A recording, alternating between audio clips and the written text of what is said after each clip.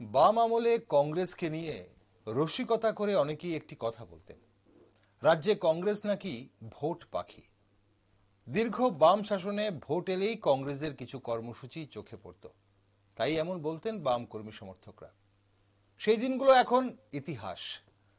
রাজ্যের চিরাচরিত রাজনৈতিক প্রতিদ্বন্দ্বী সিপিআইএম এবং কংগ্রেস কার্যত এখন একে অপরের সঙ্গী।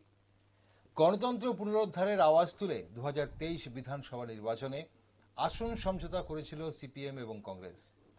নির্বাচনের ফলাফল কি হয়েছিল তা জানে রাজ্যবাসী। সেই নির্বাচন শেষ হয়েছে প্রায় 1 বছর হতে চলল। আজকের তারিখে যদি আমরা রাজ্য রাজনীতির দিকে চোখ রাখি, তাহলে বিরোধীদের অবস্থান কি দেখতে পাই আমরা? বিধানসভায় প্রধান বিরোধী দল তিপ্রামথা বিগত 1 বছরে কতটা নিজেদের জনপ্রিয়তা ধরে রাখতে পেরেছে, আর অন্যদিকে এক নাগারে 25 বছর ক্ষমতায় টিকে থাকা বামফ্রন্ট মানুষের কাছে বর্তমানে কতটা গ্রহণযোগ্যতা বজায় রাখতে পারছে। আর 2018-র আগে কংগ্রেসের ঘর যেভাবে ফাঁকা হয়েছিল, সেই ঘরে এখন কতজনই বা ফিরে এসেছেন? প্রশ্ন তো অনেক, তবে সবচেয়ে বড় প্রশ্ন, রাজ্যের বিরোধীদের শক্তি কি দিন দিন ক্রমশ হ্রাস পাচ্ছে? তা নিয়েই আজ আমাদের সংলাপ ভাবায়, ভাবনা পথ দেখায়। নমস্কার, আমি দীপেন আর আপনারা দেখছেন নিউজ ভ্যানগার্ড। আজ সংলাপে আমার সাথে রয়েছেন রাজ্যের বিশিষ্ট বিজ্ঞান কর্মী প্রদীপ্ত রায় এবং প্রাক্তন অধ্যক্ষ বিশিষ্ট শিক্ষাবিদ ডক্টর সঞ্জয় রায়। নমস্কার। দুজনকেই স্বাগত আজকের অনুষ্ঠানে। প্রদীপ্তদা, এই যে আমরা সবসময় শুনি যে একটি শক্তিশালী গণতন্ত্রের জন্য বিরোধীদের শক্তিশালী হওয়াটা ভীষণ প্রয়োজন। এখন রাজ্যে আমরা যদি সেই অর্থে দেখি, তাহলে 34টি আসন রয়েছে শাসক দলের হাতে এবং 26টি আসন রয়েছে বিরোধীদের হাতে। প্রধান বিরোধী দল তিপ্রামথা, তাদের কাছে 13টি আসন, বামফ্রন্ট 10টি এবং কংগ্রেসের কাছে 3টি আসন। এখন কোন জায়গায় কি মনে হয় যে রাজ্যের বিরোধীরা শুধু সাংবাদিক সম্মেলনেই সীমাবদ্ধ করে রাখছে তাদের কর্মসূচি? আমরা আজকে আলোচনা আমরা সাধারণত 3টে ফেজ আলোচনা করি, 3টে পর্যায়ে আমরা প্রত্যেক কথা বলি। প্রথম পর্যায়ে আসলে আপনার উত্তর দিতে গেলে একটু গোড়াতে যেতে লাগবে। সেটা হচ্ছে আসলে বিরোধীদের পরিসরটা কি। এখন রাজ্যে যে প্রতিপক্ষরা আছে, মানে একটা পক্ষ হচ্ছে মানে চরম দক্ষিণপন্থী, আর বাকিরা কি আসলে? আমরা যদি এরকম ভাবে দেখানো হয় না, রাম বাম ডান এরকম ভাবে দেখানো হয়, কিন্তু আসলে কি সেরকম কোনো অবস্থান আছে? আচ্ছা, আসলে চরম দক্ষিণপন্থী, মধ্য দক্ষিণপন্থী, নরম দক্ষিণপন্থী এরকম বলা যায় অবস্থানটা বর্তমানে। কেন বলতে হয়? 2012 সালে আমি তৎকালীন রাজ্য সম্পাদক সিপিএম এর বিজন ধরে একটি দীর্ঘ সাক্ষাৎকার নিয়েছিলাম। এই সাক্ষাৎকারে উনি শুদ্ধিকরণ সম্পর্কে বলেছিলেন। তো অনেক রকম শুদ্ধিকরণের মধ্যে একটা কথা বলেছিলেন যে কমিউনিস্ট পার্টির সদস্যদের জন্য ধর্ম ব্যক্তিগত বিষয় নয়, সাধারণ মানুষের জন্য ধর্ম ব্যক্তিগত বিষয়, কিন্তু কমিউনিস্ট পার্টির একজন সদস্য, স্থায়ী সদস্যের জন্য ধর্ম মোটেও ব্যক্তিগত বিষয় নয়। তাকে অবশ্যই দ্বন্দ্বমূলক বস্তুবাদ অনুশীলন করতে হবে এবং দ্বন্দ্বমূলক বস্তুবাদ অনুশীলন তার জীবনের মধ্যেও, তার সংস্কৃতির মধ্যেও থাকতে হবে। সেখানে তাকে ধর্ম ব্যক্তিগত বিষয় বলে ছাড় দেওয়া যায় না। এটা হচ্ছে শুদ্ধিকরণের একটি অংশ ছিল। আজকে 2024 সালে 12 বছর পরে যদি বিজন ধর এখন প্রয়াত, উনি থাকলে আমি জিজ্ঞেস করতাম যে ওটা ওনার ব্যক্তিগত মতামত ছিল কিনা। আচ্ছা, কিন্তু সেই শুদ্ধিকরণ প্রক্রিয়া কিন্তু সিপিআইএম এর মধ্যে হয়নি।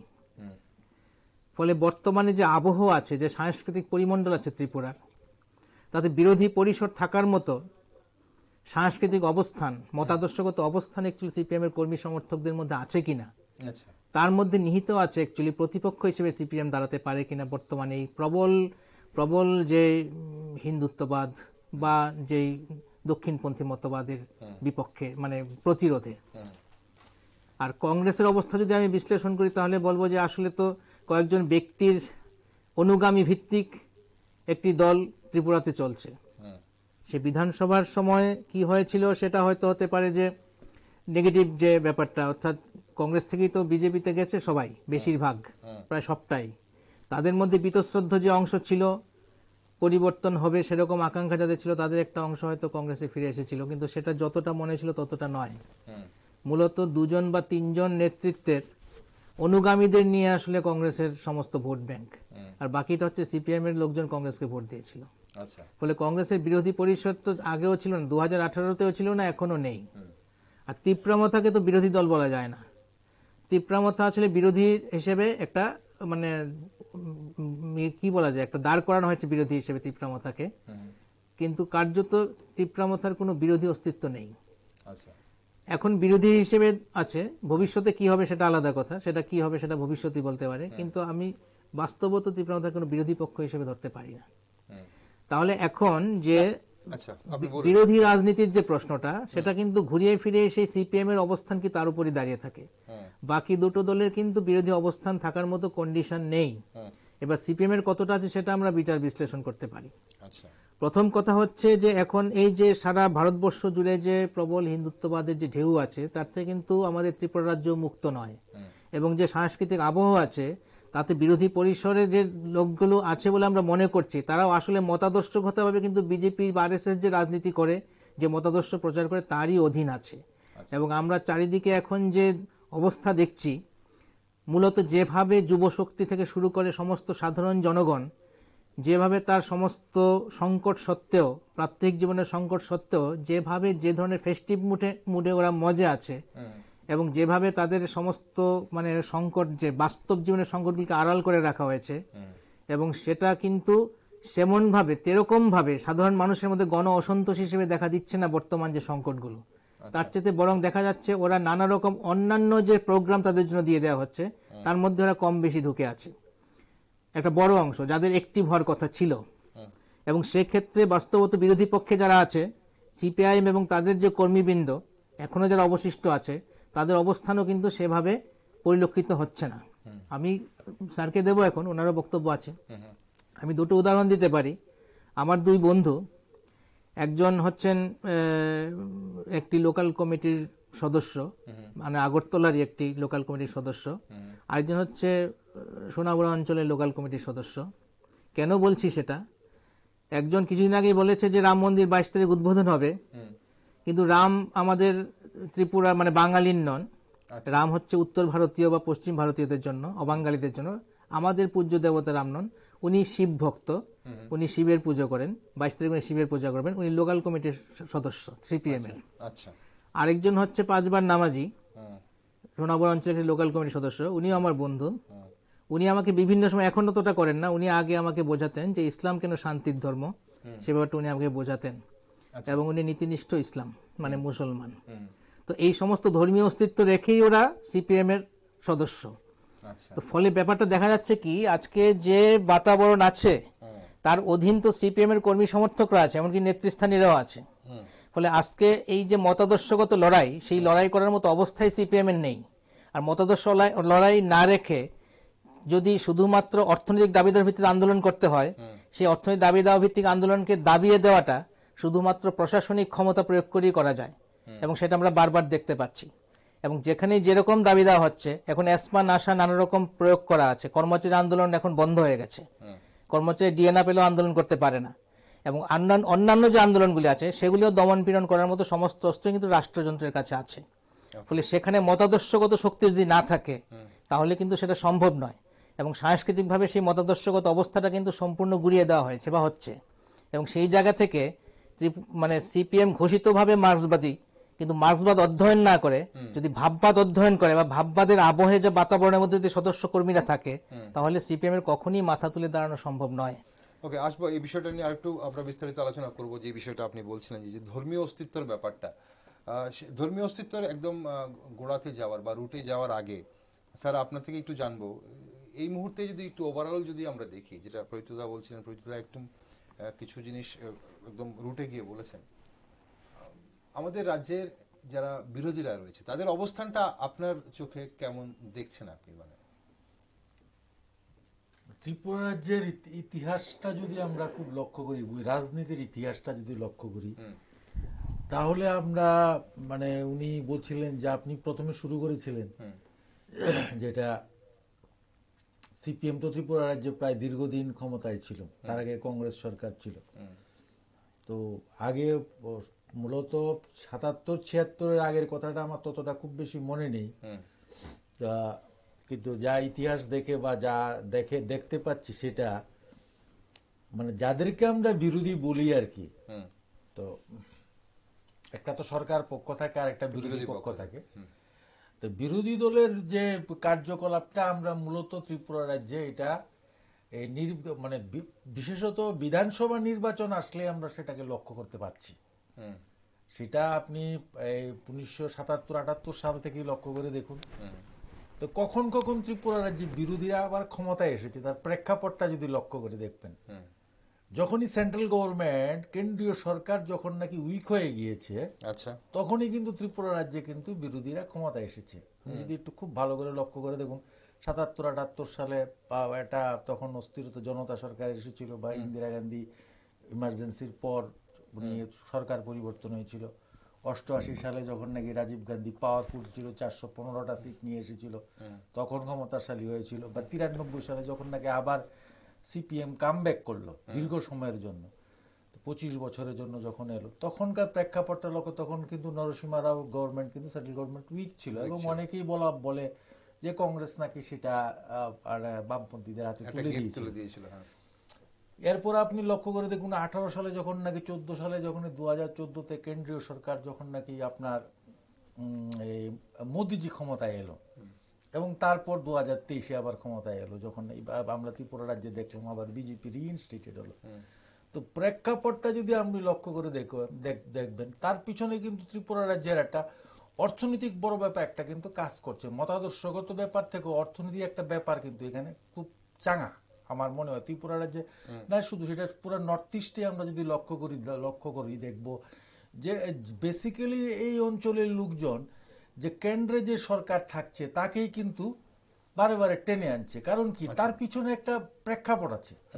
আমি যেটা অর্থনৈতিক যে প্রেক্ষাপটটা সেটা একটা বড় ব্যাপার। আপনি লক্ষ্য করে দেখবেন রাজ্যের নিজস্ব কোনো আয় নেই এবং আমাদের রাজ্যের যে উন্নয়নটা যদি আপনি লক্ষ্য করে দেখুন যে কৃষি, আমরা যে অর্থনীতি যে তিনটে বুনিয়াদ লক্ষ্য করি, কৃষি, শিল্প এবং টারশিয়ারি সেক্টর, আপনি লক্ষ্য করে দেখবেন যে আমাদের রাজ্যে না কৃষি উন্নত না আপনার শিল্প উন্নত।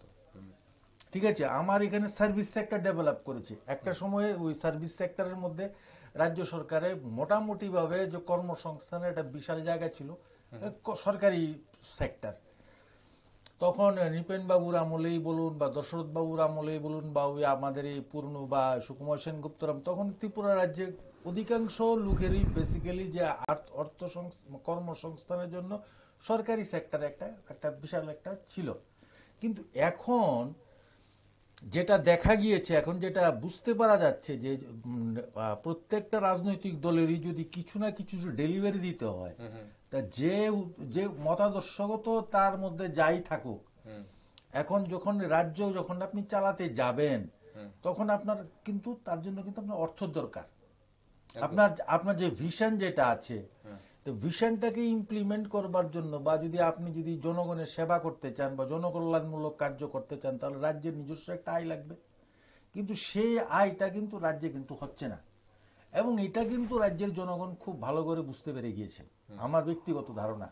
হ্যাঁ, আপনি দীর্ঘ 25 বছর আমরা যখন নাকি এই বামফ্রন্টকে 93 থেকে 2018 অব্দি ক্ষমতায় আমরা দেখেছি, তখন আপনি দেখবেন যে কেন্দ্র সরকার কিন্তু খুব বেশি শক্তিশালী ছিল না। সেখানে কিন্তু আপনার ইউপিএ 1 বা ইউপিএ 2 বা আপনার মাঝখানে এনডিএ ছিল, এনডিএ হচ্ছে একদম তা প্রায় আমাদের যে অটল বিহারী আমল ওনার অ্যাবসলিউট মেজরিটি ছিল না, বা তার আগে দেবেগৌড়া সরকার, তখন বামফ্রন্ট সরকার যারা ছিল তারা দে কুড ম্যানেজ ইট। হ্যাঁ, কিন্তু এখন যেহেতু স্ট্রং কেন্দ্রীয় সরকার আসার ফলে যে মতাদর্শগত যে ব্যাপারগুলো আছে, উনি যেটা বলছিলেন যে নাশাই বলুন বা বিভিন্ন যেগুলো বলে মানুষের যারা যে বিরোধীদের যে একটা ভাষা আছে সেটাকে হয়তো বন্ধ করে দেওয়ার একটা ব্যবস্থা হচ্ছে, সবটা হোক না কিছু না কিছু তো হচ্ছে। ঠিক আছে, এটাকে তো বলা উচিত। কারণ কি, আমরা অনেক সময় দেখি অনেক জায়গায় কিছু কিছু ভাবে দেখতে পাচ্ছি অনেক জায়গায় সার্চ হচ্ছে, ইডি যাচ্ছে বা সিবিআই যাচ্ছে। তো কাদের মানে কাদের বাড়িতে যাচ্ছে, কাদেরকে পিছনে ইডি বা সিবিআই যাচ্ছে, এগুলো যদি আমরা লক্ষ্য করি সার্কামস্টেন্সিয়ালি আমরা এতটুকু জায়গা বলতে পারি যে হয়তো তার মধ্যে কিছুটা সত্যতা থাকতে, সেখানে দুর্নীতি নেই সে কথা আমরা বলছি না। যাদের কাছে ইডি গিয়েছে বা সিবিআই গিয়েছে তারা একদমই ধোয়া তুলসী পাতা, সেটাও বলার কোনো কারণ নেই। তো these are the one factor আমার পার্সোনালি মনে হয়। আর মতাদর্শগত যে সিপিএম এর যে ব্যাপারটা আছে, এটা ওনার সঙ্গে আমি পার্সোনালি একমত যে যেটা একজন একদম মার্কসিস্ট হতে গেলে বা তার যে মতাদর্শগত যে ব্যাপারটা আছে ওইটা দেখে কিন্তু কজনকে সিপিএম পার্টি বা আমরা দেখি, সেরকম কিন্তু না। যদি হতো তাহলে কিন্তু আপনি একটা জিনিস লক্ষ্য করে দেখতেন, তাহলে কিন্তু আমরা নিশ্চয়ই মানে যে কথাগুলো উনি বলছেন এগুলো হতো না, ঠিক আছে। আর সেকেন্ডলি যে ব্যাপারটা হলো রাজ্যে বিরোধী তো নেই সেটা বলাটা ঠিক না। এটা ইলেকশন আসলে আমরা বুঝতে পারি। গত নির্বাচনে আমরা দেখেছি বিজেপি ক্ষমতায় এসেছে মাত্র 39.2%, বাট বা আইপিএফটির ভোটটাকে নিলে 40-41% ভোট পেয়েছে। তার মানে কি 59% তো বিরোধী, মানে বিরোধী মতে বিশ্বাসী লোকের সংখ্যাই আছে। সারা ভারতবর্ষে যেখানে নাকি প্রায় এনডিএর প্রায় 45%, যদি বলি 45%, 55% লোক বিরোধী মনোভাবাপন্ন লোক আছে, কিন্তু they are not getting assembled. They are not getting assembled why? কারণ বিরোধীদের যে বক্তব্য যেটা, কারণ ওইটা জনগণ খুব ভালো করে বুঝতে পেরেছে, যাদেরকে আমরা ভোট দিয়ে আনবো যদি ওইটা যদি কেন্দ্রের সঙ্গে যদি মিল না হয় তাহলে কিন্তু আলটিমেটলি কিন্তু লাভবান হবে না। This is one of the factor আমার পার্সোনালি, আমার ব্যক্তিগত মতামত। তার জন্য আপনি বলছেন যে অর্থনৈতিক এখানে কারণ লুকিয়ে রয়েছে। হ্যাঁ, মতাদর্শ থেকে অর্থনৈতিক কারণ লুকিয়ে। হ্যাঁ, কারণ কি আপনি লক্ষ্য করে দেখুন না, ত্রিপুরা রাজ্যে আপনি টোটাল এখন বেকারের সংখ্যা লক্ষ্য করেন, এক্স্যাক্টলি যে বেকারের সংখ্যাটা বলছে মানে সরকারি সেক্টরে এমপ্লয়মেন্ট যেটা ভেরি লিমিটেড বা সেটা স্কোপ, এবং সবাইকে আমি তার আগেও বলেছি সরকারি সেক্টরে সবাইকে মানে কাজ দেওয়া অসম্ভব ব্যাপার, এবং it is also not a good sign. কারণ it is basically in a diverse country like us, তো I should have diverse sector, ঠিক আছে। তো এখন this is one of the factor আমার মনে হয় যে রাজ্যের অর্থনৈতিক বুনিয়াদ যত দিন না অব্দি সুদৃঢ় হবে, আপনি ভাববেন না যে বিরোধীরা খুব বেশি স্ট্রং হবে, ওদেরকেও কেন্দ্রাভিমুখী হতে হবে। ত্রিপুরা রাজ্যে যদি নির্বাচন 2024-এ যদি আপনি যদি কেন্দ্রে যদি পরিবর্তন লক্ষ্য করেন, তাহলে দেখবেন রাজ্যের যে রাজনৈতিক পটভূমি আছে বা সেটা তো পরিবর্তন আপনি দেখবেন না, সেটা বলাটাও কিন্তু মুশকিল আছে। মানে কোনো বলার কারণ নেই। আসবো আপনার কাছে আরেকবার। প্রজ্যোৎদা, এই যে আপনি যেটা বলছিলেন যে মতাদর্শগত ব্যাপারটা আর ধর্মীয় গোড়ামির ব্যাপারটা, এই যে যারা মার্কসিস্ট, আপনি বলছেন যে মার্কসিজম পড়ে, বা স্যারও বলছিলেন যে মার্কসিজম পড়ে তো আর পুরা রাজনীতিতে জয়েন করে না। এখন কথা হচ্ছে যে 25 বছর আমরা সোজা সাপটা ভাবে যদি দেখতে চাই, 25 বছর একটা সরকার যখন রাজত্ব করে, সেই দল বা শাসন করে, সেই দলের যারা অনুগামীরা, সেই দলের অনুগামীরা এত তাড়াতাড়ি কিভাবে হারিয়ে যায়? তাহলে সেই দলটা আমরা বরাবরই শুনতাম যে কংগ্রেস আবেগে রাজনীতি করে, ভোটের আগে দেখা যায়, কিন্তু বামফ্রন্ট সংগঠিত দল। তাহলে বামফ্রন্ট যদি সংগঠিত দল হয়ে থাকে, বামফ্রন্টের যে আদর্শ, সেই আদর্শ কি গ্রাসরুট লেভেলের কর্মী সমর্থকদের মধ্যে ঠিকভাবে রোপণ করা হয়নি, যার জন্য আজ ওরা নড়বড়ে? আজকের থেকে 60-70 বছর আগে যখন জনশিক্ষা আন্দোলন শুরু হয়েছিল, তখন যে নেতৃত্ব ছিলেন সিপিএম এর বা অবিভক্ত কমিউনিস্ট পার্টির, তো তখন এরা যে ডেডিকেশন নিয়ে কাজ করতেন, তার সঙ্গে সবাই একমত হতে পারে না হতে পারেন আজকের প্রেক্ষিতে, কিন্তু এরা যে ডেডিকেশন নিয়ে কাজ করছেন, যে সততা নিয়ে কাজ করছেন, যে সাহস এবং নিষ্ঠা নিয়ে কাজ করতেন, তাতে অন্তত ওরা যে মেসেজটা দিতে চাইতেন সাধারণ মানুষের কাছে, সেটা যেভাবেই হোক এরা পৌঁছে দিতে পারতেন। বিশেষ করে জনজাতিভুক্ত মানুষদের মধ্যে তখনকার সময় সুধন্য দেববর্মা, নৃপেন চক্রবর্তী, বীরেন দত্ত, দশরথ দেব, এদের সব ক্ষেত্রে সব বক্তব্যের সঙ্গে সবাই একমত নাও হতে পারেন, কিন্তু ওরা যেটা বলতে চাইতেন মানুষের কাছে, সেটা মানুষের কাছে পৌঁছে দিতেন। এবং এই পৌঁছে দেওয়াটা খুব গুরুত্বপূর্ণ ছিল। সেজন্য সাধারণ যারা আছে, আমরা বলি যে তথাকথিত আনপড় যে জনজাতিভুক্ত মানুষ, যারা সেভাবে একাডেমিক শিক্ষায় শিক্ষিত ছিলেন না তখন, তারাও কিন্তু ব্যাপকভাবে প্রভাবিত হয়েছিলেন।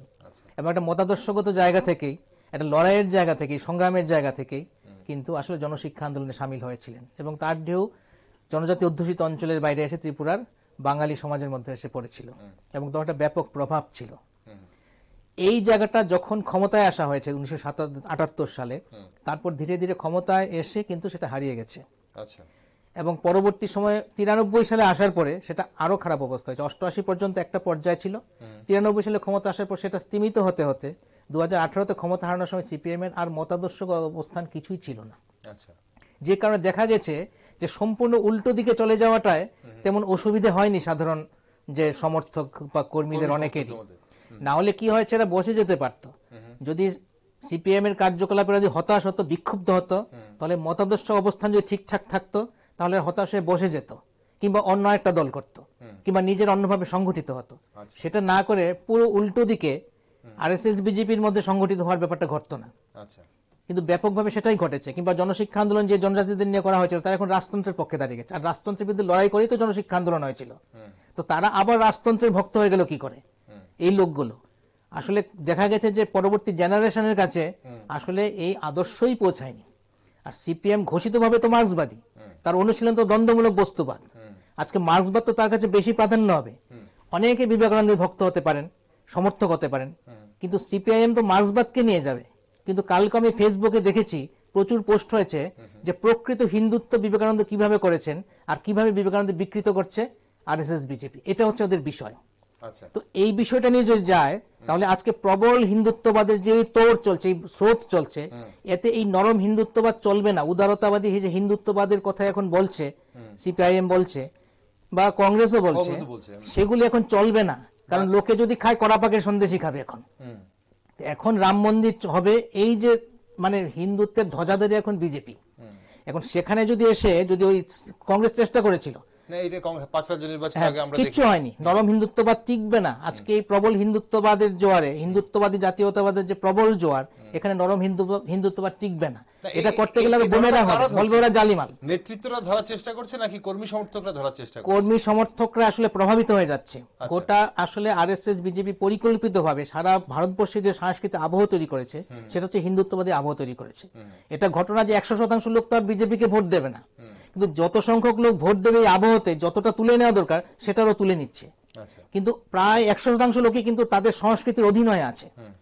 আজকে আমরা যদি দেখি 12 মাসে 13 পার্বণের জায়গায় 12 মাসে এখন 100 পার্বণ হয়ে গেছে, এবং সেটাতে কিন্তু মানুষ একদম মজে গিয়েছে। এবং যারা বিজেপি সমর্থক নয় এখনো, এরাও কিন্তু মজে আছে। এবং এই কারণে দেখা যাচ্ছে কি আসলে এখান থেকে মূল খিটটুকু তুলে নেওয়ার যেটা, সেটা কিন্তু আরএসএস বিজেপি তুলে নিচ্ছে। কারণ হচ্ছে এই দুর্বলতাটা হচ্ছে বিরোধী পরিসরের দুর্বলতা, বিরোধী দলগুলির দুর্বলতা। কংগ্রেস না ঘটকা না ঘাটকা হয়ে গেছে।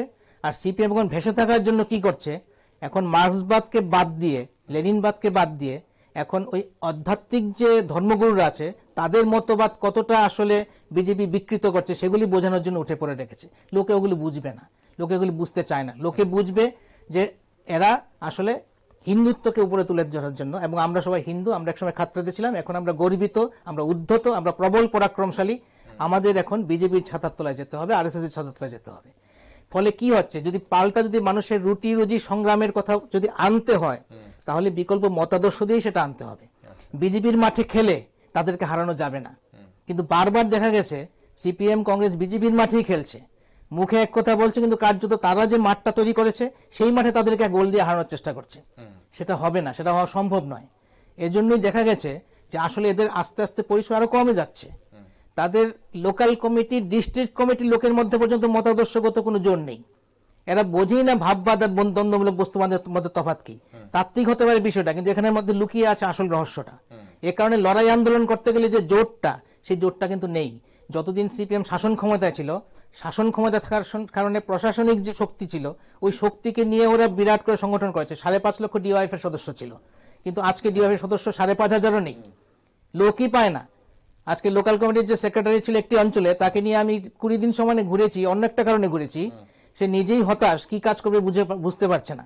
আমি এই গত 20 দিন সমানে এই সিপাহীজলা, গোমতী এবং দক্ষিণ ত্রিপুরার একটা বড় অঞ্চল আদারে ঘুরেছি, একদম প্রত্যন্ত অঞ্চলে ঘুরেছি। সেখানে দেখেছি প্রতি 1 কিলোমিটার নয়, হাফ কিলোমিটার পর পর বিজেপির পার্টি অফিস আছে। সিপিএম এর একটি অফিসের অস্তিত্ব নেই। বিজেপির যে আহমরি কিছু আছে ওটা সেরকম নয়, এরাও প্রশাসনিক শক্তি নিয়ে, রাষ্ট্র শক্তি নিয়েই আছে। খুব যে রমরম করে চলছে ব্যাপারটা এরকম না, কিন্তু আমি গ্রাসরুটের ব্যাপারটা দেখার চেষ্টা করেছিলাম গত 20 দিন সময়। আসলে পরিস্থিতিটা কি আছে, যেটা আছে যে সিপিএম কার্যত অস্তিত্বহীন, প্রত্যন্ত অস্তিত্বহীন। এবং সেখানকার যে নেতৃত্ব যারা আছে এরা বসে গেছে নতুন কিছু ছেলেকে যারা একটু সাহসী আছে, একটু জুঝতে হবে, তাদেরকে দাঁড় করে দিয়েছে, বলে দিয়েছে তুমি পার্টি সেক্রেটারি, মানে লোকাল কমিটির সেক্রেটারি হয়ে যাও। তো এভাবে কি হচ্ছে, এদের কোনো মতাদর্শক অবস্থান নেই, ওরা কিন্তু এদেরকে সেক্রেটারি বানিয়ে হচ্ছে, কাজ খুঁজে পাচ্ছে না, কিভাবে কাজ শুরু করবে, কোথায় কাজ শেষ করবে সেটাই খুঁজে পাচ্ছে না। এবার কি হচ্ছে, যদি হয়তো আস্থা বলে কোনো মিটিং হয় তখন এদেরকে বলা হবে তোমরা লোক জোগাড় করো, সেই লোক জোগাড় করে নিয়ে আসবে, সেই লোকগুলো আবার দেখা যাবে যে বিজেপির যখন মিটিং হবে সেখানে ওরা হাজির হয়ে যাবে। ফলে এতগুলো ইস্যু আছে, ত্রিপুরাতে ইস্যু নেই কে বললো? আজকে এই কিছুদিন আগে মানে বিধানসভায় বলেছে 1300 চিকিৎসকের আসন এখনো খালি আছে, মানে রিক্রুট করা দরকার। ত্রিপুরাতে 2000-এর উপর তো অলরেডি এমবিবিএস বেকার আছে, তো 1300 তো এমনিই ভর্তি হয়ে যাওয়ার কথা, তাহলে ভ্যাকেন্সি হচ্ছে না। 10,330 কবে চাকরি চলে গেছে, সেই 10,330 তো পূরণ হলো না এখন পর্যন্ত, তারপর অনেকে রিটায়ারমেন্টে চলে গেছে। তো প্রচুর ভ্যাকেন্সি আছে, এগুলি পূরণ হচ্ছে না। সরকারি চাকরি সবাইকে দেওয়া সম্ভব নয়, কিন্তু যেগুলো খালি জায়গা আছে, খালি পদ যেগুলো, সেগুলো তো পূরণ হচ্ছে না। সেই বিষয়টাতে আসবো, রেগার মজুরি নিয়ে লড়াই হতে পারে, সেটাও হচ্ছে না। নির্বাচনের নামে যে প্রহসন হলো সেটা নিয়েও হচ্ছে না। ইস্যুকে বা বিরোধীরা কিভাবে বিভিন্ন জায়গায় যে জনজাতিভুক্ত অঞ্চলে দুর্বিষহ অবস্থা, সেটা নিয়েও কোনো লড়াই হচ্ছে না। সরকারের ঘাটতি কিভাবে জনসমক্ষে নিয়ে আসবে বিরোধীরা, সেটা একটা আমাদের আলোচনার বিষয় হতে পারে। আনবে কোথায়? মানুষই নাই, কারণ এরা যে লোক যে জড়ো করে নিয়ে আসবে, একটা ওই আস্থা বলে একটা মিটিং হলে 2 মাস আগে প্রস্তুতির লোক নিয়ে আসা যায়, কিন্তু ইনস্ট্যান্ট দেখা যাচ্ছে যে একটা ইস্যু নিয়ে এসে 2 দিনের মধ্যে যে লড়াই করবে তার জন্য 1000টা লোক খুঁজে পাওয়া যাচ্ছে না। এই কারণেই এই মানুষগুলোর যে ভিত্তি থাকবে এখন দাঁড়িয়ে থাকার মতো সেই অবস্থা নেই, বরং নৈরাশ্য ধীরে ধীরে আরো বেশি বেশি করে গ্রাস করছে। ওইটা হচ্ছে এখন মূল সমস্যা। আপনি কি মনে করেন এই যে মতাদর্শগত ব্যাপারটা যেটা বলা হচ্ছে, যে বামপন্থী যারা কর্মী সমর্থকরা ছিল বা আজও যারা হয়তো বামপন্থী মতাদর্শে বিশ্বাস করছেন, তাদের মতাদর্শটা কতটুকু শক্তিশালী ধরে রাখার মতো, যেটা প্রীতদা বলছেন এখানে? সেটা এটার মধ্যে যেটা শুনুন, ব্যাপার হলো যখন নাকি আপনার গ্রোথ হয়, এটা যখন নাকি আপনার, আমরা এটাকে বলি যে হরাইজন্টাল গ্রোথ যখন নাকি হয়, তখন কোয়ালিটিটা মেনটেন করতে হয়। আচ্ছা, কারণ আমি এটা বলছি না, তখন তো আমি ধরুন চাকরি টাকরি করি, ঠিক আছে, তখন আমি দেখেছি যাদেরকেই বামপন্থী মানে মানে নেতৃত্বে দেখেছি আমি, মানে হয়তো বামফ্রন্ট যারা করেন তারা হয়তো আমার উপর আবার একটু দোষ নেবেন না, তো যাদের কাছে ক্ষমতা দেওয়া হয়েছে, উনি যেটা আগে বলছিলেন যে যখন নাকি জনশিক্ষা সমিতিতে যাদেরকে দেখেছেন, যাদেরকে দেখে লোক জয়েন করেছে, যাদেরকে দেখে অনুপ্রাণিত হয়েছে, এই leader leader makes a difference, আমি পার্সোনালি এটা মনে করি, ঠিক আছে। এবং আমার মধ্যে যদি তিতিক্ষা না থাকে, ত্যাগ না থাকে, আমার যদি একটা, আমি যদি I can't be a role model, ঠিক আছে। মতাদর্শ দেখুন, কিছু মতাদর্শ তো পার্টির থেকে বলে দেওয়া হয়, এখন এটা নিয়ে ওই যে কর্মী সেটাকে উনি কতখানি মন্থন করছেন সেটা একটা বড় ব্যাপার, এটা ইভ্যালুয়েশনের একটা ব্যাপার আছে। তো এখন মানে তখন যে দেখলাম যাদেরকে, তাদেরকে তো আসলে মানে পার্সোনাল লাইফটা যেটা যদি আমরা যদি মনে দেখি, তো personal life doesn't tell that he or she should be a left leader, ঠিক আছে। কারণ লেফট লিডারদের কাছ থেকে আমরা যাদেরকে দেখে এসেছি আর কি, নৃপেন চক্রবর্তী বলুন বা দশরথ দেবী বলুন বা সুদর্ণ দেববর্মাই বলুন, বা যাদের নাম শুনেছি বা যাদেরকে দেখেছি খুব কাছ থেকে, বা মানিক সরকারের কথাই বলুন, তো যদি এটা যদি একটা ইম্প্যাক্ট না করে, তার ফলে যখন নাকি পার্টি যখন ক্ষমতা থেকে চলে যাবে, তো ন্যাচারালি তো এটা থাকবে না, এটা জানা, এটা বোঝা গিয়েছিল, but we could read it.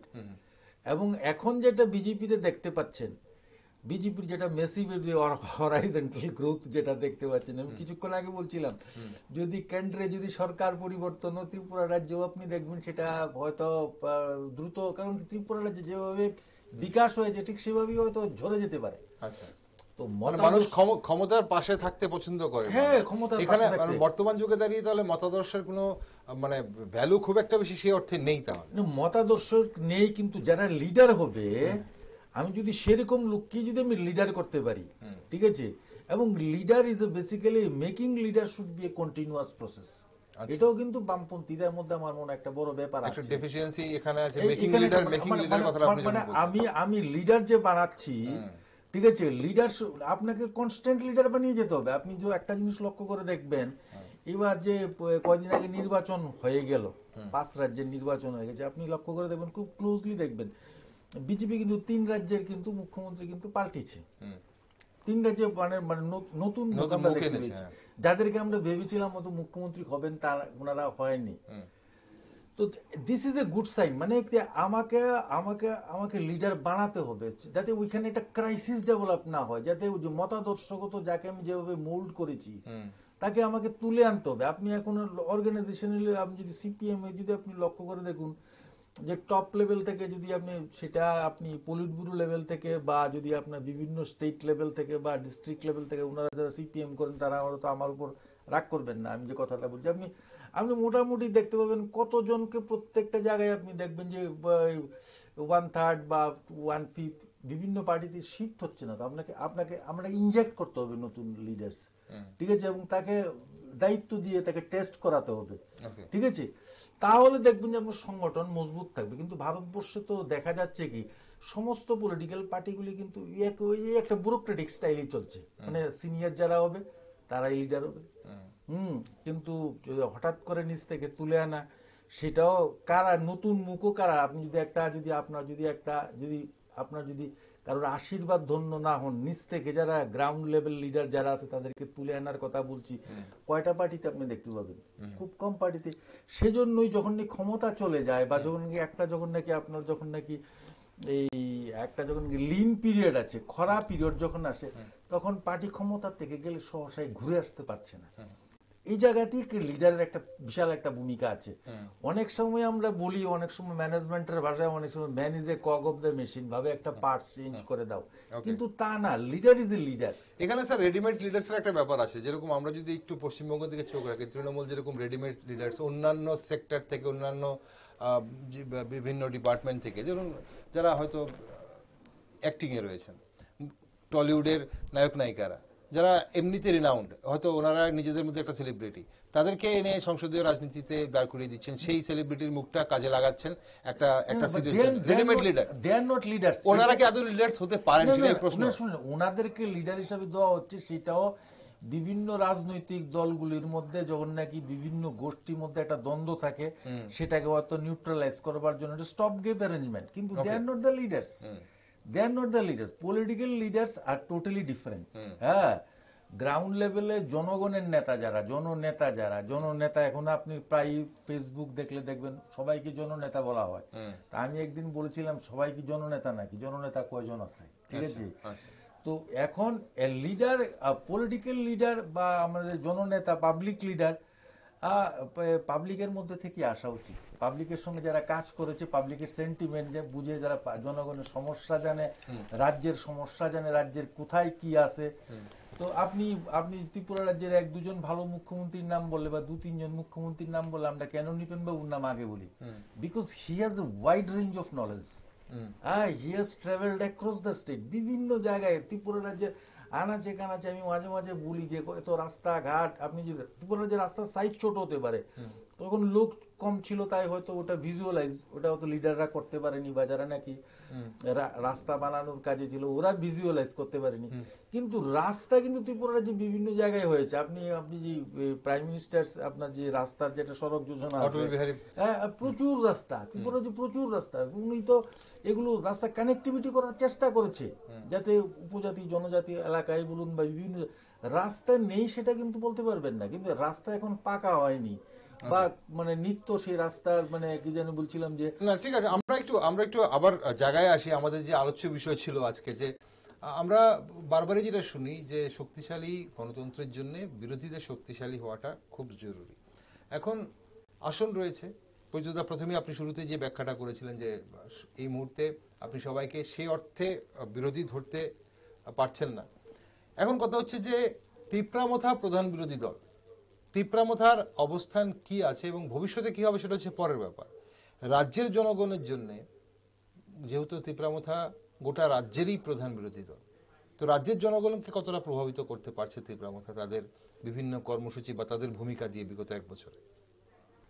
এমনিতে আমরা যখন বিভিন্ন মানে এই গ্রেটার ত্রিপুরা নিয়ে যখন এখানে আলোচনা করি, পরবর্তী সময় ইউটিউবে যখন সেটা পোস্ট করা হয়, তাতে যে কমেন্টগুলো আসে, তিপ্রামথার সমর্থকদের মধ্য থেকে কমেন্টগুলো আসে, আমরা যে কন্টেন্ট নিয়ে আলোচনা করি সেটা নিয়ে কোনো বক্তব্য থাকে না। শুধুমাত্র ওরা ধরে নেয় যে আমরা ত্রিপুরাল্যান্ডের বিরুদ্ধে কথা বলছি, এই জন্য তোরে গালাগালি দিতে থাকে, নানা রকম গালাগালি দিতে থাকে। অর্থাৎ বোঝা যাচ্ছে যে এদের মধ্যে বোঝা একটা জিনিসকে মানে বোধের মধ্যে নিয়ে আসা, সেই প্রবণতা আদৌ আছে কিনা বা তাদের নেতৃত্ব সেটাকে করায় কিনা, না একটা জিগির বা হুজুগের মধ্যে থেকে রেখেছে। কারণ যদি আমাদের বক্তব্যরা অনুধাবন করত, যদি বোঝার চেষ্টা করত, তাহলে বুঝতে পারতো যে আমরা আসলে কোন রকম মানে জনজাতিদের বিরুদ্ধে কোনো কথা বলছি না, তাদের সঙ্গে তাদের প্রতি সিম্পেথি এবং তাদের প্রতি ভালোবাসা রেখেই আমরা কথা বলি এখানে। কিন্তু এরা যে বিদ্বেষ এবং যে ঘৃণার মূলক যে গালাগালি প্রকাশ করে, তাতে বোঝা যায় যে এদের কোনো কন্টেন্ট ওদের বোঝার চেষ্টাই করে না। অর্থাৎ ওরা ধরে নেয় যে তোমরা ত্রিপুরাল্যান্ডের পক্ষে না বিপক্ষে, যদি বিপক্ষেও তাহলে তুমি বাংলাদেশি, তোমাকে গালি দেব, তুমি এখান থেকে চলে যাও, আরো নানা রকম বিশ্বে অশ্লীল গালিগালাজ করে। তো এই অবস্থান থেকে এর বাইরে হয়তো কেউ থাকতে পারে, কিন্তু ওরা নিশ্চুপ। যারা কমেন্ট করে আমি তাদের কথাই বলছি, সেটা একাংশ হতে পারে কিন্তু একটা উল্লেখযোগ্য অংশ। তাহলে মূল ব্যাপারটা হচ্ছে কি, এদের অবস্থানটা কি? যেহেতু এরা আছে পুরোপুরি একটা জিগিরের উপর দাঁড়িয়ে, জিগির না হলে এরা বিষয়টা বোঝার চেষ্টা করতো, কথা বোঝার চেষ্টা করতো, তার ভিতরে দাঁড়াতো, একটা যুক্তি বুদ্ধির মধ্যে দাঁড়াতো। সেই যুক্তি বুদ্ধির মধ্যে নেই। আবারও বলছি যে গ্রেটার ত্রিপুরাল্যান্ড হওয়ার মতো কোনো ভৌগোলিক পরিসরই নেই। কারণ গ্রেটার ত্রিপুরাল্যান্ড যদি এডিসি এরিয়া নিয়ে হয়, তার বাইরে যে অংশটুকু আছে সেটা নিয়ে একটা রাজ্য তৈরি হতে পারে না। টুকরো টুকরো 12খানার পিস নিয়ে একটা রাজ্য তৈরি হতে পারে না, যার গোটা সবটা মিলিয়ে হবে বড়জোর 1000 বর্গ কিলোমিটার। সেটা নিয়ে হতেই পারে না, সেজন্যই হবে না সেটা। ফলে আজ তো ত্রিপুরাটাই ত্রিপুরাল্যান্ড হবে, না হলে হবে না। কিন্তু এই যে একটা আপাতভাবে একটা মানে অসম্ভব বিষয়টা নিয়ে এখনো যে বাজারে টিকিয়ে রাখা হয়েছে, তার পেছনে যুক্তিবোধ বা বিজ্ঞানবোধ কাজ করে না, বা ভৌগোলিক সামান্য যে জ্ঞান সেটা কাজ করে না, রাজনৈতিক জ্ঞান কাজ করে না, রাষ্ট্রগত জ্ঞান কাজ করে না। সেটা হচ্ছে একটা হুজুগ বা জিগের, এবং সেটা তৈরি করা হয়েছে। তিপ্রামথার সৃষ্টি হলো কি করে? তিপ্রামথার যিনি চেয়ারম্যান ছিলেন, প্রধান ছিলেন, তিনি তো চলে গেছিলেন প্রায় অবসরে। তাকে আবার তুলে নিয়ে এসে তিপ্রামথা তৈরি করানো হয়েছে।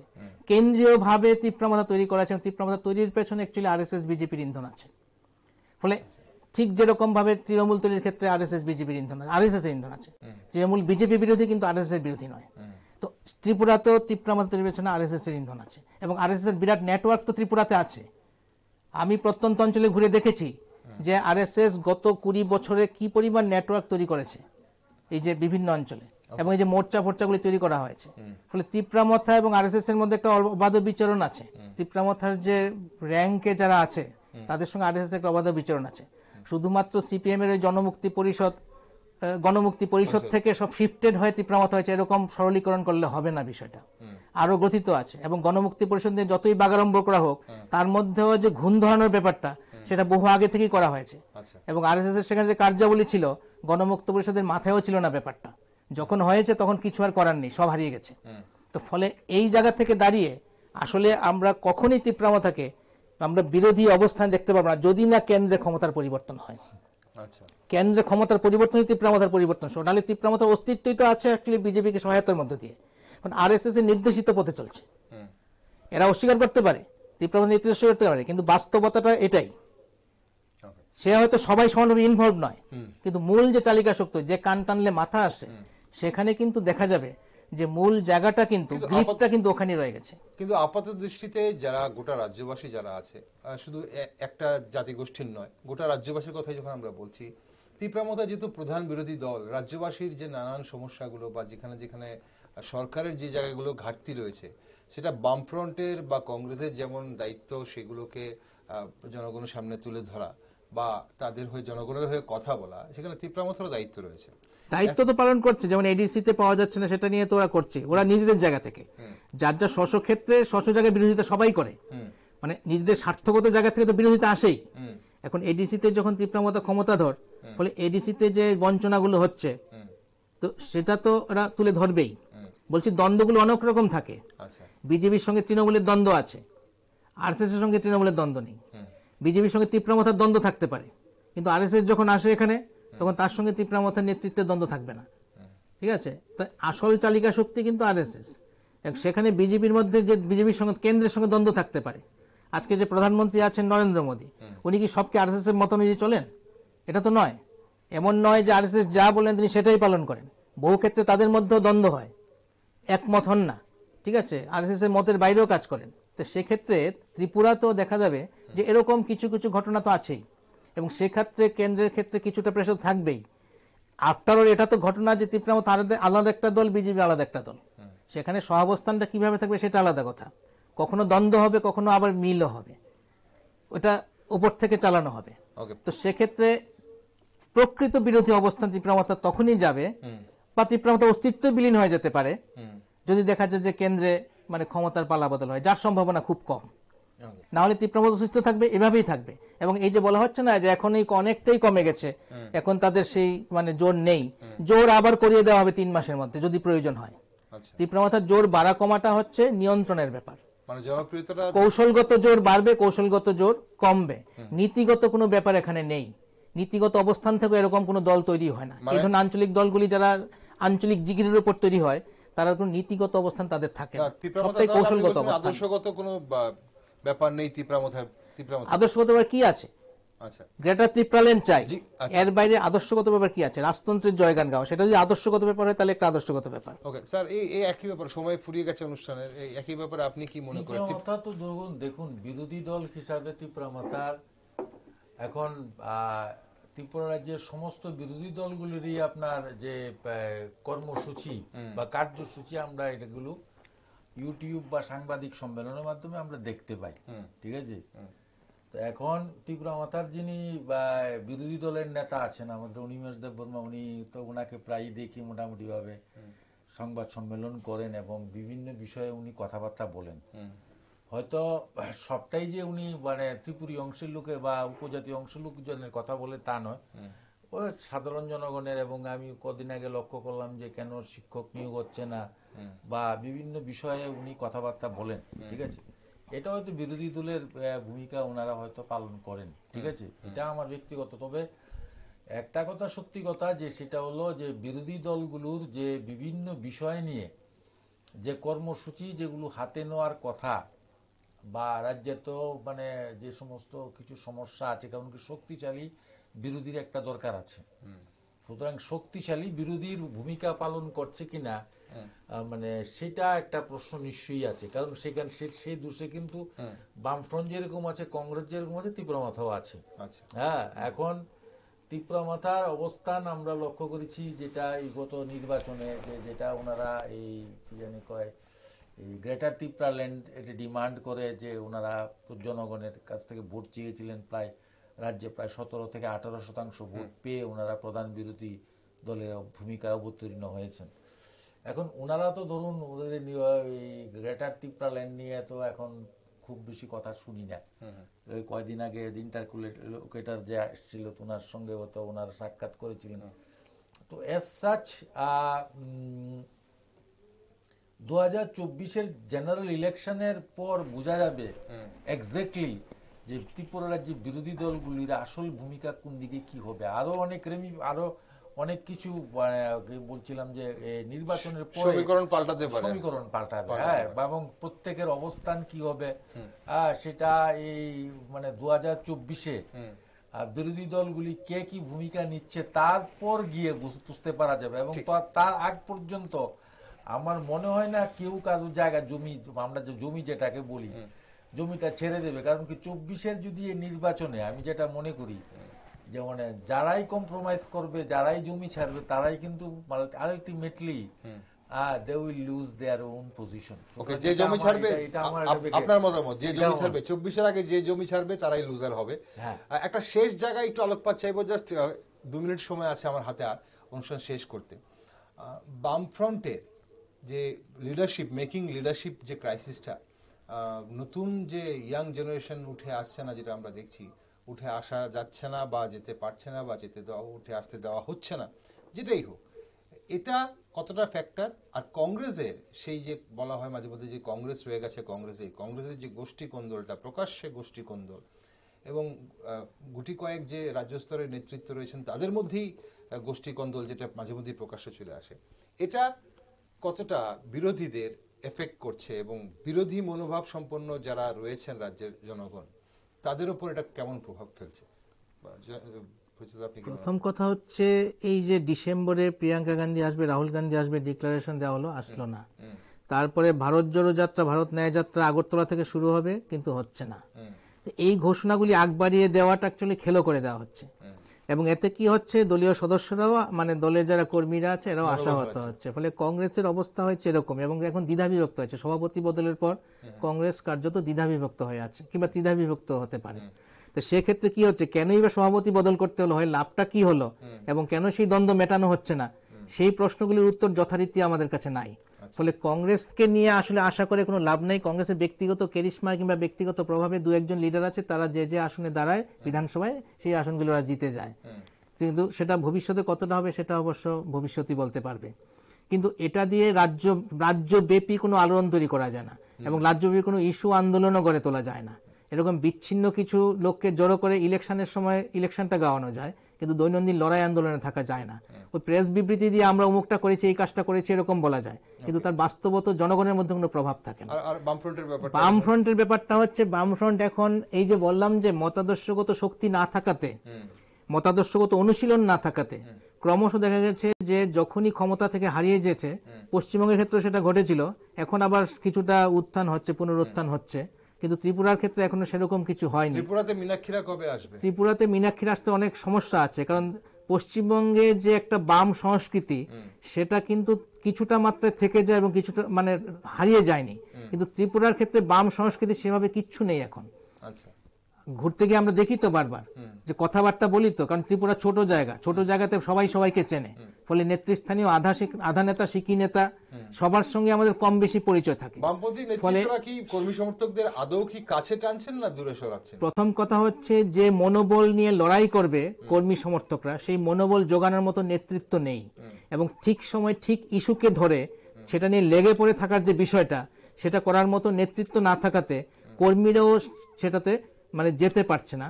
সংকট সমস্যা সর্বত্র আছে, ত্রিপুরাতে সংকট অনেক বেশি বেড়েছে, যে দাবি করুক না কেন শাসক দল, কিন্তু আমরা বাস্তবত গ্রাউন্ডে যদি আমরা যাই, দেখবো যে প্রতিটি ক্ষেত্রে সংকট ত্রিপুরাতে ব্যাপকভাবে আছে। স্বাস্থ্য, শিক্ষা থেকে শুরু করে রুটি রুজি, কর্মসংস্থান, মূল্যবৃদ্ধির সমস্যা আছে, কিন্তু সেটা নিয়ে কোনো লড়াই আন্দোলন করার মতো শক্তি, কংগ্রেসের কথা বাদ দিলাম, ত্রিপুরার কথা বাদ দিলাম, যাদের করার কথা, সেই বাম আন্দোলন যেটা গড়ে ওঠার কথা বামফ্রন্ট বা সিপিএম এর পক্ষ থেকে, সেটা করার মতো নেতৃত্ব নেই। এবং নেতৃত্বের শিক্ষাদানের অভাবে, মানে মনোযোগের অভাবে, দেখা যাচ্ছে কর্মী সমর্থকদের মধ্যেও সেইটা করার মতো ভিত্তি নেই। এই ভিত্তির অভাবটাই এখন সবচেয়ে বেশি পরিলক্ষিত হচ্ছে।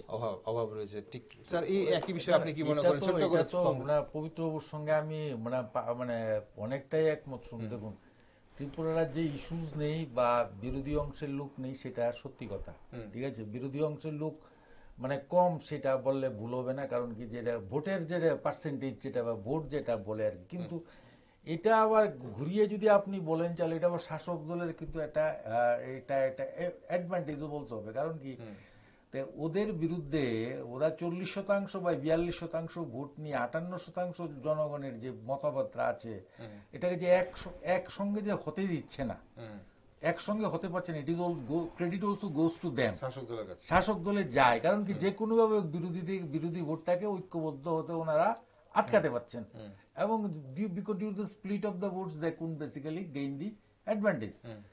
এখন ব্যাপারটা হলো, ওই পশ্চিমবঙ্গ থেকে ধরুন ওই যে মীনাক্ষীর কথা আপনি বলছিলেন, ত্রিপুরা রাজ্যে প্রত্যেকটা রাজ্যেই তার নিজস্ব মাটি থেকেই তার নিজস্ব নেতা আসতে হবে। সেটাই আমি জানতে চাইছিলাম যে ত্রিপুরার মীনাক্ষীরা কবে আসবে।